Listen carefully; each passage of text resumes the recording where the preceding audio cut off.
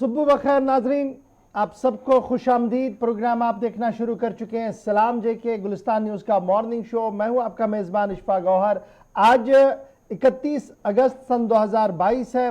सफ़रुल मुज़फ़्फ़र की तीसरी तारीख है और हस्बे वादा आपके सामने सुबह सुबह जब आते हैं तो कोशिश करते हैं कि आपको न सिर्फ जम्मू कश्मीर से मुंसलिक खबरों से बाखबर करें बल्कि मुल्की सतह पर जो कुछ चल रहा है उससे भी बाखबर करने की कोशिश करते हैं। नंबर 1।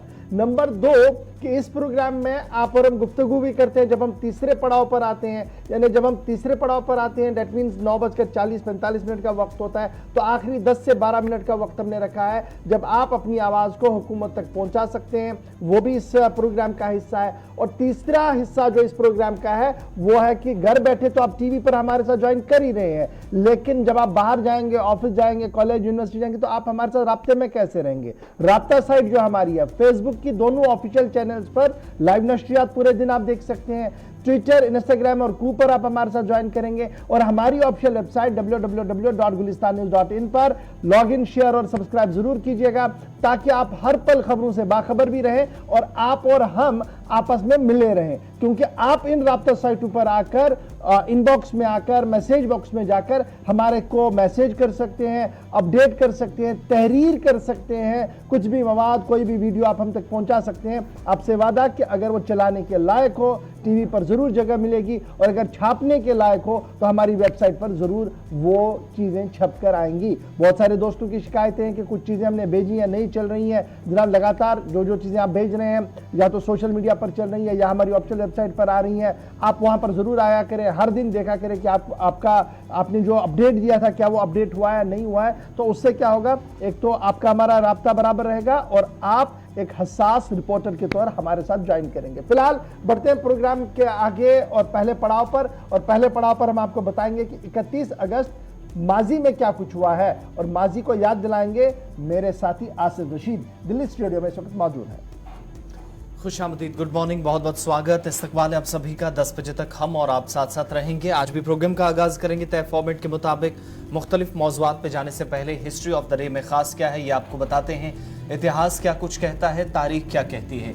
हिंदुस्तान और आलमी तारीख में कुछ अहम वाक़यात हैं, उन पर नजर दौड़ाते हैं। 1995 में आज ही के दिन अगस्त का आखिरी दिन था जब मशरकी पंजाब यानी भारत के अंदर वज़ीर आला बेअंत सिंह कत्ल कर दिए गए। आज उनकी खिदमात को याद किया जा रहा है। 1995 में उनकी जान ली गई। 31 अगस्त की तारीख थी। 1900 में कोका कोला को पहली दफा बरतानिया में फरोख्त किया गया, यानी इस कंपनी का ऐसा प्रोडक्ट बना जो पहली मर्तबा आज से ठीक 122 साल कबल 31 अगस्त को मार्केट में आया। 1978 में आज ही के दिन सल्तनत उस्मानिया के सुल्तान अब्दुल हमीद दोम ने अपने भाई मुहम्मद पंजम का तख्ता उलट दिया और निज़ाम 1978 में संभाल लिया। इसके अलावा 1957 में मलेशिया ने बरतानिया से आज़ादी हासिल की, यानी मलेशिया आज यौम आज़ादी मना रहा है। 31 अगस्त को आज़ाद हुआ बरतानिया से। साल था 1991 का, तारीख थी अगस्त की आखिरी, यानी 31 अगस्त उज़्बेकिस्तान और किर्गिस्तान ने सोवियत यूनियन से आज़ादी का ऐलान किया। गुज़श्ता रोज़ हमने आपको बताया था कि अज़रबैजान का भी यौम आज़ादी था। तो आज उज़्बेकिस्तान और किर्गिस्तान यानी पड़ोसी मुल्क अज़रबैजान के दोनों वो भी आज जश्न आज़ादी में मसरूफ़ हैं। साल 2005 में आज से ठीक 17 बरस कबल इराक के दारुल हुकूमत बगदाद में भगदड़ मची। 800 अफराद अपनी जान गंवा बैठे और भगदड़ उस वक्त मची जब एक मजहबी तकरीब चल रही थी, जिस दौरान किसी ने यह अफवाह फैला दी कि यहाँ पर बम रखा गया है जो ब्लास्ट हो सकता है, और इन खदशात के बीच लोग इधर उधर भागे। भगदड़ मची, 800 लोगों की जान चली गई, जिनमें 200 से ज़्यादा ख़वातीन थी, बच्चे थे। 2005 को आज के दिन ये हुआ। एमनेस्टी इंटरनेशनल ने पहली बार साल 1995 में चीन में इंसानी हुकूक पर एतराज़ात दायर किए। एक बार मुसलमान हों या फिर इसके अलावा बाकी माइनॉरिटीज़ जिनके साथ जो कुछ ज़्यादतियाँ होती हैं, इंसानी हुकूक की पामाली होती रही है, लेकिन एमनेस्टी इंटरनेशनल की आंखें 1995 में खुली और आज के दिन चीन के अंदर इंसानी हुकूक पर एतराज़ात न सिर्फ दर्ज किए बल्कि अदालत इंसाफ को के अंदर यानी बैनुल-अक़वामी सतह पर इंटरनेशनल कोर्ट ऑफ जस्टिस में भी इस केस को ले जाने पर आमादगी जाहिर की एमनेस्टी इंटरनेशनल ने 1995 में। और 1881 में 31 अगस्त को आज के दिन ही अमेरिका में पहली बार टेनिस चैंपियनशिप का इनेकाद हुआ। जो टेनिस खेलते हुए आज आप देखते हैं, इसकी शुरुआत आज से ठीक तकरीबन 140 साल कबल 1881 में अमेरिका से हुई थी और पहली मर्तबा आज के दिन चैंपियनशिप शुरू की गई थी। ये हिस्ट्री ऑफ द डे में अहम वाक़यात थे, बड़ी मालूमात थी। यूँ तो रोज़ हम बताते हैं कि एक लंबी लाइन रहती है, लेकिन चंद वाक़यात हिंदुस्तान और आलमी तारीख में वो आप तक पहुंचाना इस प्रोग्राम का सबसे पहले फॉर्मेट का मकसद रहता है। और अब आगे बढ़ेंगे, खबरों की तरफ चलेंगे। सबसे पहले आपको वादी कश्मीर लिए चलते हैं, जहां से कुछ रूपर और मजालिस जो इस वक्त हो रही हैं, तकरीबात चल रही हैं। पहले वो तस्वीरें आपको दिखाते हैं। चलिए जी, आज के प्रोग्राम की शुरुआत करते हैं ज़ियारत हजरत मखदूम अलैहिर्रहमा व रिदवान के आस्तान आलिया से, जहां पर आज यानी 3 सफ़रुल मुज़फ़्फ़र आज है और शेखुल इस्लाम हजरत बाबा दाऊद खाकी अलैहिर्रहमा का उर्स मुबारक निहायती अकीदत व एहतराम के साथ मनाया जा रहा है। आज सुबह की तस्वीरें तकरीबन 6 बजे की तस्वीरें हैं, जब ज़ायरीन एक एक करके वहां पर पहुंच रहे थे और थोड़ी देर पहले खत्मातुल मुअज़्ज़मात की रूह परवर मजलिसों का आगाज़ वहां पर कर दिया गया है। रियासती इंतज़ामिया और रियासती वक्फ बोर्ड की तरफ से माकूल और मुनासिब इंतजाम किए गए हैं और वहाँ पर इस वक्त रूह परवर इज्तिमात का इनेकाद जो है वो किया जा रहा है।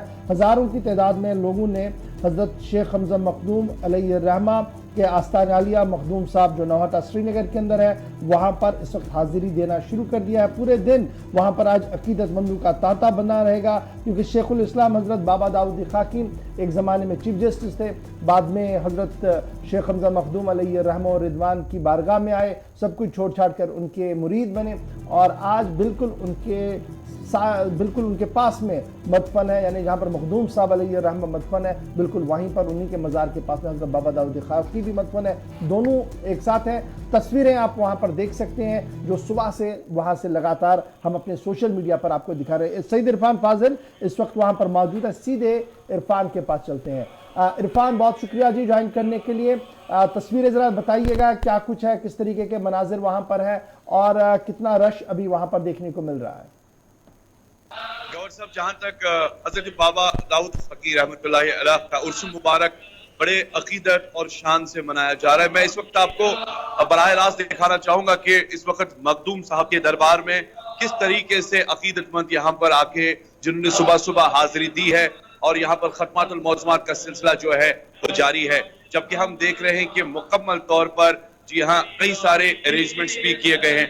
तो जिस तरह से आप देख रहे हैं कि लगातार जबकि मामला कोविड का चला था तो उस वक्त इस दरबार आलिया में दूर दूर तक कोई दिखाई नहीं दे रहा था, मगर आज अल्लाह बारी ताला का लाख लाख शुक्र है, हजरत बाबा दाऊद खाकी रहमतुल्लाहि अलैह की जो उर्स मुबारक है उसे बड़े शान से मनाया जा रहा है। तो ये बताइएगा कि कितने लोग अभी तक आ चुके हैं और क्या पूरे दिन मजलिस का इनेकाद होगा या बस ये सुबह वाली मजलिस के बाद फिर जोहर के बाद होगा? देखिए, जहां तक इस मजलिस का ताल्लुक है, आज सुबह 7:30 बजे ही ये मजलिस जो है शुरू हुई है और जिसमें सुबह से ही खत्मातुल मौज़मात का सिलसिला जो है शुरू किया गया है। जबकि हमने कुछ ज़ायरीन और कुछ अकीदतमंदों से बात की और उनसे हमने पूछा कि आखिरकार आज दिन भर किस तरह के हालात रहेंगे, किस तरह के मामलात रहेंगे। जहां तक आप खुद देख रहे हैं कि दरबार पूरी तरह से गर्म है और साथ ही ये भी मानना है कि आज दिन भर जो है यहाँ पर इसी तरह से खत्मातुल मौज़मात का सिलसिला जो है वो जारी रहेगा। ये हम देख रहे हैं कि दूर दराज इलाकों से लोग यहाँ आ रहे हैं और मखदूम बादशाह के दरबार में हाजिरी दे रहे हैं। मैं आपको बराह रास्त इस वक्त दिखाना चाहूंगा कि एक साइड से अगर देखा जाए जो लास्ट टाइम कोविड के जो मामला चले थे तो उस वक्त काफी ज्यादा लोगों को दिक्कतें आई थी, यहाँ वो नहीं आए थे, मगर ये बराह रास्त तस्वीर जो इस वक्त आप देख रहे हैं सीधा दरबार आलिया मखदूम पीर बादशाह के दरबार से है, जहां पर इस वक्त खत्मातुल मौज़मात का सिलसिला जारी है। गवर साहब, इरफान, कल हमने देखा था कि मुख्तलिफ दरगाहों पर, ज़ियारतगाहों पर वक्फ बोर्ड की तरफ से खुसूसी सफाई मुहिम का भी आगाज किया गया था। तो खुसूसन इस दरबार में कोई खास इंतजाम, चूंकि मुंतजमीन का तो आप जिक्र कर रहे हैं, लेकिन क्या वक्फ बोर्ड का भी कोई रोल आज है तकरीब कराने में? आसिफ, मैं दोबारा आपका सवाल जानना चाहूंगा। वक्फ बोर्ड की तरफ से भी कोई खास इंतजाम किया जाता है या आज किया गया है इरफान? देखिए, जहां तक वक्फ बोर्ड का ताल्लुक है, जिस तरीके से वो ग्राउंड पर आए रोज इनिशिएटिव्स ले रहे हैं, जिस तरीके से वो आए रोज दरबारों पर जाके, आस्थानों पर जाके जायजा ले रहे हैं, खास तौर पर जहां पर साफ सफाई के मामलात हो, तो वो हम भी देख रहे हैं कि यहाँ पर जो है मुकम्मल इंतजामात वगैरह जो है वो भी किए गए हैं, क्योंकि साफ सफाई का खास ख्याल रखा गया है, इलेक्ट्रिसिटी वगैरह है। और इस बीच अगर देखें तो दरबार आलिया में लगातार खत्मातुल मौज़मात का सिलसिला जारी है। लोगों के दिलों में यही अकीदा, तस्वीरें दिखाइएगा वहां से। देखिए मैं आपको लाइव दिखाना चाहूंगा कि इस वक्त यहाँ पर किस तरीके से खत्मातुल मौज़ूआत का सिलसिला जारी है। देखिए,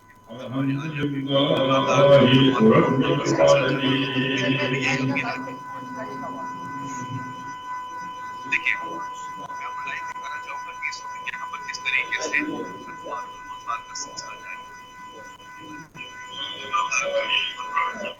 اللهم صل على سيدنا محمد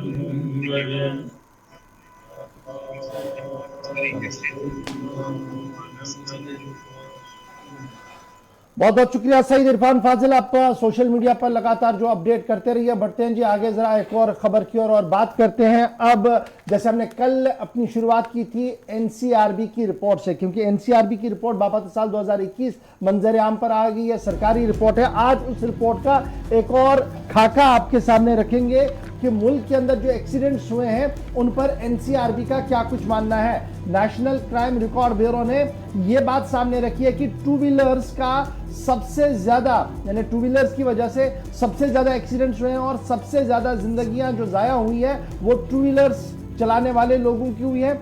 या तो रफ्तार पर काबू नहीं या कुछ और मामला उधर रहे हैं। 1,55,622 लोगों की मौत साल 2021 में एक्सीडेंटों की वजह से हुई है। एदाद-ओ-शुमार एनसीआरबी की तरफ से जारी कर दिए गए हैं। उसके बाद जहां हम टू व्हीलर्स पर बात करते हैं तो एक्सीडेंट्स की जब आप देखेंगे तो एसयूवीज गाड़ियां, कार, जीप, ये भी एक वजह है मुल्क भर के अंदर एक्सीडेंट्स का। अब आप देख रहे होंगे कि हमारी रियासत के अंदर भी एक्सीडेंट जो तो होते हैं, टू व्हीलर्स की एक बड़ी वजह है, उसके बाद एसयूवीज की भी एक बड़ी वजह है। यही वजह एनसीआरबी की रिपोर्ट के अंदर भी है। पूरे मुल्क का हाल अहवाल मैं आपके सामने रख रहा हूं।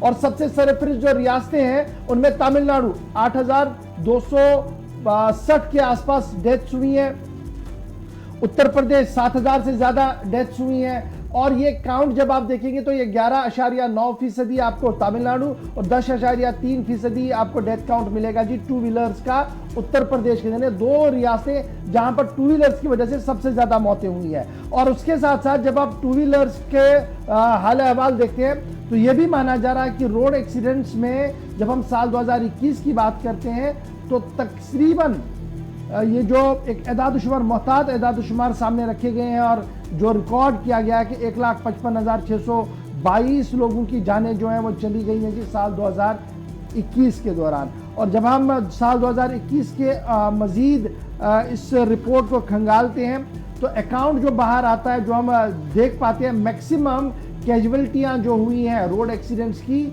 वो है तकरीबन 69,240 डेथ्स हैं। ये कंट्रीब्यूट करता है जी 44.5% टोटल रोड एक्सीडेंट डेथ्स का, जो कारों की वजह से 23,000 से ज्यादा 15.1%, ट्रक और लॉरीज की वजह से जो एक्सीडेंट्स होते हैं वो 14,622 डेथ्स हुई हैं, वो 9.4 है। ये क्राइम रिकॉर्ड ब्यूरो का ट्रैक है। उसके साथ साथ एसयूवीज, कार और एक्सीडेंट्स की जब आप बात करते हैं तो यहाँ पर भी एक अच्छी खासी तादाद, चाहे वो मध्य प्रदेश हो, उत्तर प्रदेश हो, तमिलनाडु हो, उत्तराखंड हो, इवन कि जम्मू कश्मीर का जिक्र भी इस रिपोर्ट के अंदर है कि जनाब या तो रास्ते खराब हैं या ओवरलोडिंग हुई है या टू व्हीलर्स पर काबू नहीं है और स्टंट्स की वजह से कई बार जाने गई है। तो साल 2021 के दौरान सिर्फ टू व्हीलर्स की जब आप बात करेंगे तो 1,55,622 लोगों की मौत इस रिपोर्ट के मुताबिक हो चुकी है। चलिए जनाब, अब जरा आते हैं जी जम्मू कश्मीर के लिए। तो थी बात जनाब इस नेशनल क्राइम रिकॉर्ड ब्यूरो की। अब जरा बात करते हैं हदबंदी की।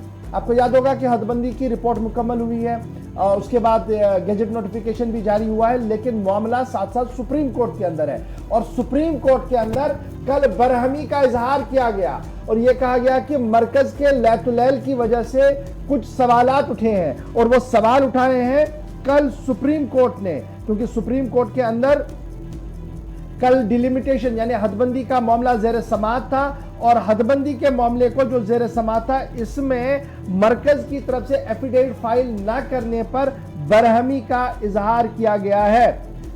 और ये बेंच जो जस्टिस संजय कुमार कौल साहब, जस्टिस AS ओका साहब, ये कंप्राइज था जी बेंच का। और उन्होंने इस बात पर यह अफसोस का इजहार किया कि मरकज को जो 6 हफ्तों का वक्त दिया गया था कि वो अपना काउंटर एफिडेविट उस पीआईएल के मुकाबले में बढ़े जो पीआईएल इस अदालत के अंदर आई है, सुप्रीम कोर्ट के अंदर आई है कि हदबंदी का कानून का निफाज जो जम्मू कश्मीर के अंदर किया गया वो असल रूह की खिलाफ वर्जी है, यानी जो हदबंदी कमीशन की रूह है और पीपल्स रिप्रेजेंटेशन एक्ट है उसकी खिलाफ वर्जी है। और उसको लेकर जब ये पील एक्सेप्ट की गई थी, जब ये पीआईएल एक्सेप्ट हुई थी, तो उसके बाद सेंट्रल गवर्नमेंट को एक नोटिस चला गया था कि आप 6 अप्रैल के अंदर अंदर जी अपनी तमाम तर काउंटर एफिडेविट जो होंगे वो फाइल कीजिए। क्योंकि मरकज की तरफ से कोई भी काउंटर एफिडेविट नहीं दिया गया और कोई भी वजाहत नहीं रखी गई, जिसके बाद कल सुप्रीम कोर्ट ने मरकज के इस लैतुलैल वाले मामले पर बरहमी का इजहार किया और साफ कर दिया कि आगे जो निशस्त होने जा रही है सितंबर 29 तारीख को मजीद हियरिंग इस पूरे मामले की होगी, तब तक मरकजी हुकूमत अपना एफिडेविट फाइल करे। 29 तारीख को दोबारा इसमें हियरिंग होनी है हदबंदी की, और वहां पर जस्टिस कौल साहब, जस्टिस ओका साहब ने यह कहा कि जनाब मरकजी हुकूमत जो हमारे सामने दरख्वास्त आई है कि जनाब ये violation of gross rules and regulations of the delimitation act है, और फिर ये भी कहा गया कि जो पील जो जिस तरीके से सीटें इंक्रीज की गई हैं उस पर भी सवाल है, और जिस तरीके से बाउंड्रियां तब्दील की गई, चाहे वो पार्लियामेंट्री कॉन्स्टिट्यूंसीज की गई, असेंबली कॉन्स्टिट्यूंसी, वो जी ग्राउंड रियलिटी पर कहीं एग्जिस्ट ही नहीं करेंगी। तो ये सारी चीजें जो है इसका जवाब मरकज दे, और अगली तारीख जो है वो 29 सितंबर मुकर्रर कर दी गई है। चलिए, अदालत उज़्मा की बात हो रही है तो आगे बढ़ते हैं। बात अब जरा अदालत के एक और मामले की भी करते हैं, क्योंकि जम्मू कश्मीर का मामला था और जम्मू कश्मीर से इसका बराह रास्त लेना देना था। एक और जो मफाद आमा की अर्जी है वो अदालत में पहुंची थी, इसमें एक वकील भी थे और कुछ और लोगों की तरफ से कुछ समाजी कारकुनान भी पहले आए थे, जो जम्मू कश्मीर के अंदर जो हिंदू हैं उनके लिए माइनॉरिटीज का दर्जा सिर्फ जम्मू कश्मीर ही नहीं, मुल्क की तकरीबन 10 रियासतें और मरकज के ज़ेर-ए-निज़ाम इलाके, कुल मिलाकर 10 स्टेट्स जिनमें जम्मू कश्मीर भी था। और इसमें पिछली बार जब अदालत के अंदर ये केस पहुंचा था तो खुसूसी बेंच की तरफ से इस मामले पर हुकूमत से जवाब तलब किया गया था कि वो भी इस पर वजाहत करे कि उसका मौकिफ क्या है कि हिंदुओं को 10 रियासतों बशमूल जम्मू कश्मीर में अक़लियतों का दर्जा दिया जाना चाहिए या नहीं। इस पर हुकूमत का मौकिफ जानने की कोशिश की, लेकिन जम्मू कश्मीर की तरफ से भी और मरकजी सरकार की तरफ से भी कोई जवाब अभी तक इस मामले पर नहीं आया है। और बेंच की तरफ से अगली तारीख 19 अक्टूबर की तय कर दी गई है, यानी दोबारा इस मामले पर अक्टूबर में समाअत होगी। एक रिपोर्ट है एपेक्स कोर्ट में, जहां पर स्टेटस रिपोर्ट है जो मिनिस्ट्री ऑफ माइनॉरिटी अफेयर से मांगी गई थी, और मीटिंग में उस वक्त कहा गया था कि इन सारी स्टेट्स का मामला जो है ये अदालत तक भी अगर पहुंचता है तो ये मामला बढ़ चढ़ कर रखे जाएंगे। लेकिन अब जाकर चूंकि 6 हफ्तों का वक्त मजीद दिया गया है, इसमें मरकज को भी और जम्मू कश्मीर इंतजामिया को बिलखुसूस उसने जवाब इस पर देना है। और बड़ी बात यह है कि इनमें अश्वनी उपाध्याय जो कि सीनियर वकील हैं, उनकी तरफ से भी अदालत में सबसे पहले दरख्वास्त दायर की गई थी, इनके साथ कुछ और लोग भी थे। और इस मामले पर जब कल अदालत में बात पहुंची तो जस्टिस एस.के. कौल और ए.एस. ओका की तरफ से बेंच इनकी निगरानी में इस पर समाअत हुई है। एक तो ये कि तमाम जो स्टेट गवर्नमेंट्स हैं या स्टेक होल्डर्स हैं उनके साथ मीटिंग के बाद, मुशावरत के बाद, हतमी फैसला करने के बाद अपनी राय जो है वो अदालत के सामने रखे और स्टेटस रिपोर्ट पर जरूर अपनी बात रखे, क्योंकि हुकूमत की तरफ से अभी तक इस पर कोई जवाब नहीं दिया गया। यानी क्या इन 10 रियासतों को उस दर्जे में लाया जाएगा जहां पर हिंदू की पॉपुलेशन कम है एज कंपेयर टू बाकी जो पॉपुलेशंस हैं, तो वहां पर माइनॉरिटी का दर्जा देने की जो एक वकील की तरफ से बात कही गई थी अदालत से कि वो हुकूमत को बताए कि वो कंसर्न मिनिस्ट्री जो है वो इस पर फिर रिपोर्ट तैयार करेगी। लेकिन ताहाल जो आज की समाअत हुई है अभी तक कोई जवाब अदालत में नहीं पहुंचा है। मुल्क के अंदर जो माइनॉरिटीज हैं जी वो मुस्लिम्स हैं, क्रिश्चियंस हैं और इस तरीके की वो माइक्रो माइनॉरिटीज को रखा गया, हिंदूज अभी तक नहीं थे। लेकिन ये अश्विनी उपाध्याय सब कोर्ट से लेकर उन्होंने कहा कि ना बड़ी रियासतें ऐसी जी जहाँ पर माइनॉरिटीज हिंदू की हैं लेकिन उन्हें वो स्टेटस नहीं दिया जा रहा है, और फिर जाके नोटिस जो है वो जारी कर दिया गया। और अब जो खबर सामने आ रही है, अभी जो स्टेटस रिपोर्ट कोर्ट के सामने आया उसके मुताबिक मरकजी वज़ारत दाखिला ने इस बात किया खुलासा पेश किया है कि नागालैंड, अरुणाचल प्रदेश, यूनियन टेरिटरी जम्मू कश्मीर ने अभी तक भी डाटा जो है वो प्रोवाइड नहीं किया है। इसलिए से जनाब हम कोई भी वाजिया बात जो है सामने नहीं रखेंगे। फिलहाल इस केस की समाअत, अगली समाअत जो होगी वो 19 अक्टूबर को होगी माइनॉरिटीज के मामले को लेकर। और ये वही बेंच है जिसने पहले डिलिमिटेशन का केस सुना, उसके बाद माइनॉरिटी का केस भी इसी बेंच के सामने था जहां पर ये बात सुनी गई है। बढ़ते हैं जी आगे, जल्दी से आपको एक और बड़ी खबर से भी बाखबर करते हैं। जब बात सियासत की चल रही है तो आपको बताते हैं बीजेपी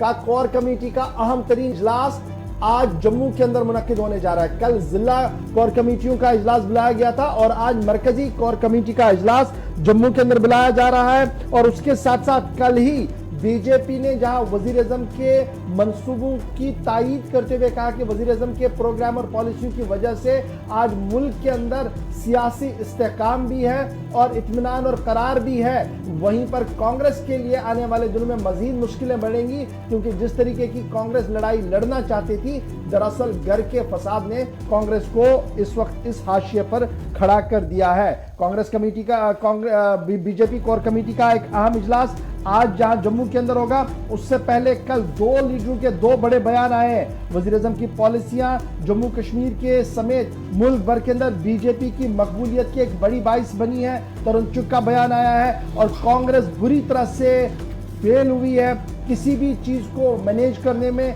ये आशीष सूद जो सह प्रभारी है जी भारतीय जनता पार्टी जम्मू कश्मीर के, कल उन्होंने मीडिया ब्रीफिंग के दौरान ये बातें जो है वो रखी है। ताहम आज के इजलास पर सबकी नजर रहेगी, क्योंकि आज भारतीय जनता पार्टी की कोर कमेटी का इजलास मुनक्किद होने जा रहा है और ये इजलास तब हो रहा है जब जम्मू के अंदर सियासी पैमाने पर सरगर्मियां तेज हो रही हैं। जहां थोड़ी देर में हम आपको बताएंगे कि एक बड़ा जलसा होने जा रहा है जिसमें गुलाम नबी आजाद समेत कई बड़े लीडर ज्वाइनिंग का प्रोग्राम करेंगे और नई पार्टी का ऐलान करेंगे। उसके फौरन बाद दाखिला वजीर साहब का जम्मू का दौरा है और उन सभी मामलों के बीच बीजेपी ने जिस तरीके से कोर कमेटियों का इजलास तलब किया है, जिला के बाद अब मरकजी कोर कमेटी का इजलास जम्मू कश्मीर यूनियन टेरिटरी का बुलाया गया है, उससे ये साफ लग रहा है कि आने वाले दिनों में मजीद गर्माहट जो है वो जम्मू कश्मीर की सियासत के अंदर जो है वो देखने को मिलेगा। फिलहाल आज का दिन बीजेपी हेडक्वार्टर पर सबकी नजर, जहां पर कोर कमेटी के इजलास तलब किया गया। तरुण चुग, आशीष सूद